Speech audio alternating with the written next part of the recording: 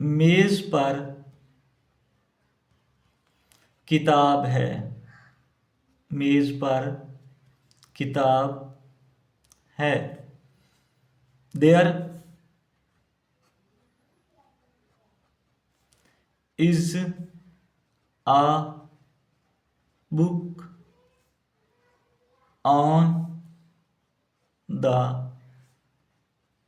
Table. मेज पर किताब है। There is a book on the table. मेज पर किताब नहीं है। There is not. There isn't a book on the table. क्या मेज पर किताब है। Is there a book on the table.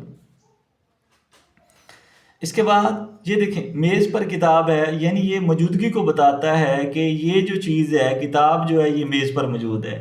इसका सादा जुमला जो होता है, there is a book on the table, जो नेगेटिव होता है, there is not a book on the table या there isn't a book on the table. और इसका जो क्वेश्चन होता है, is there a book on the table.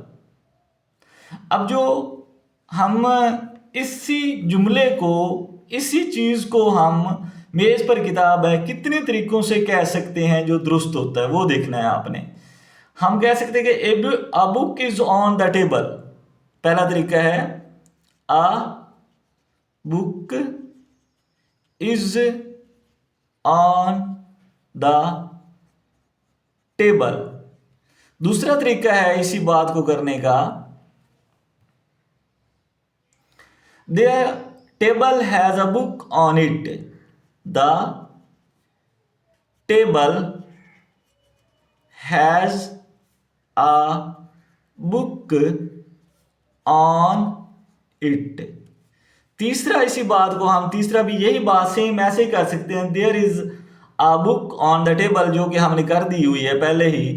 On the table is a book.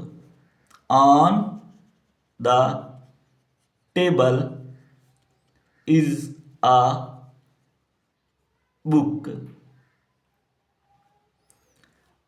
A book lies on the table. चौथा तरीका हो जाएगा a book lies on the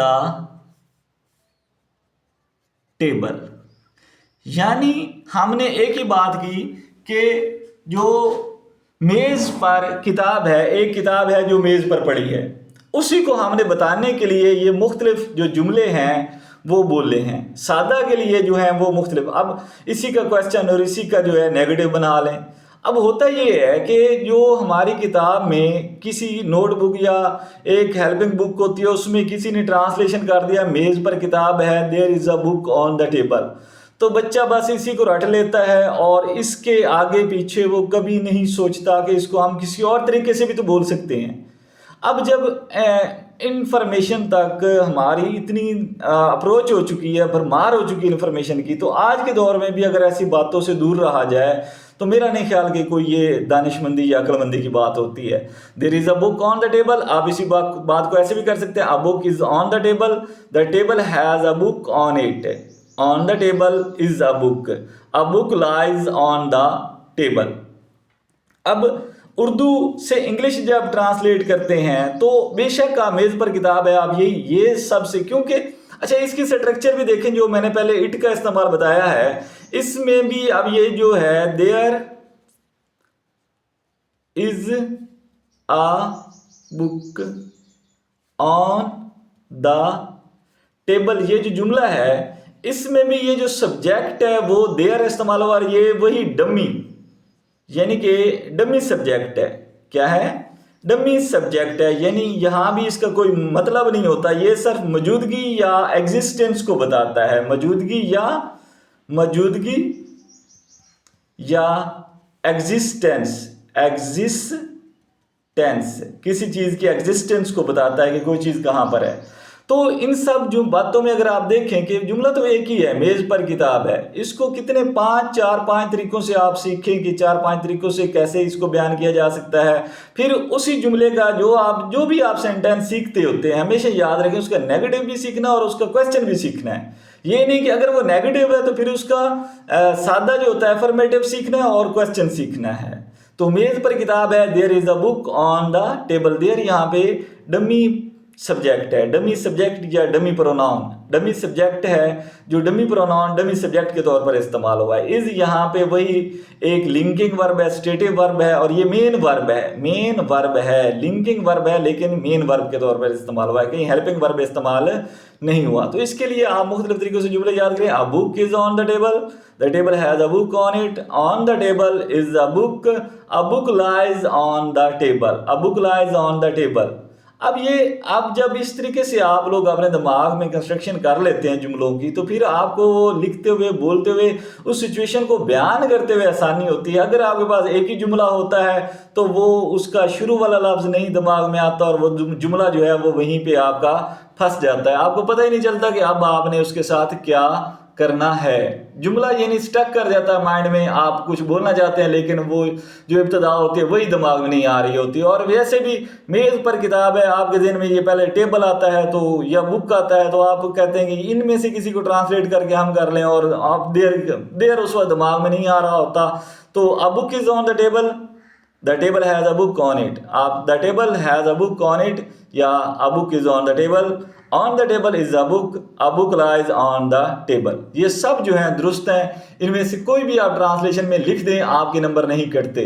मसला ये है कि हम जो अपने स्कूलों में पढ़ते हैं वहाँ पे जो है गाइड को फॉलो किया जाता है, और गाइड को तो ऐसे समझ लिया जैसे वो कोई उसमें हदीसें बयान हुई पड़ी होती हैं कि उससे एक लफ्ज़ आगे पीछे आप नहीं जा सकते। यहाँ ही तो हमारा दिमाग जो है वो सुकड़ रहा है। दरअसल एजुकेशन का काम होता है दिमाग को खोलना, लेकिन हमारे निज़ाम में जो है दिमाग उल्टा सुकड़ता जा रहा है। क्योंकि हम एक बात को बस एक ही तरीके से कर रहे हैं, उससे आगे पीछे ना सोचते हैं, ना कोई बात करना सिखाते हैं बच्चों को।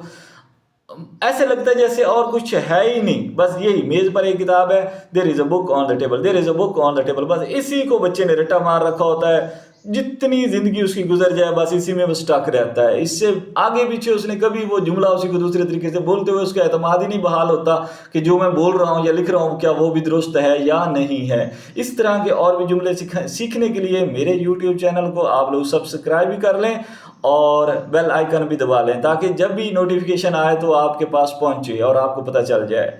मेरे YouTube चैनल को ज़रूर सब्सक्राइब कर लें, क्योंकि इस तरह की बहुत ज़्यादा वीडियोज़ अब मैं अपलोड करने वाला हूं। ट्रांसलेशन बहुत ही आसान है और इसको और ज़्यादा आसान बनाने के लिए मैं आपको बहुत ज़्यादा मदद करने वाला हूं।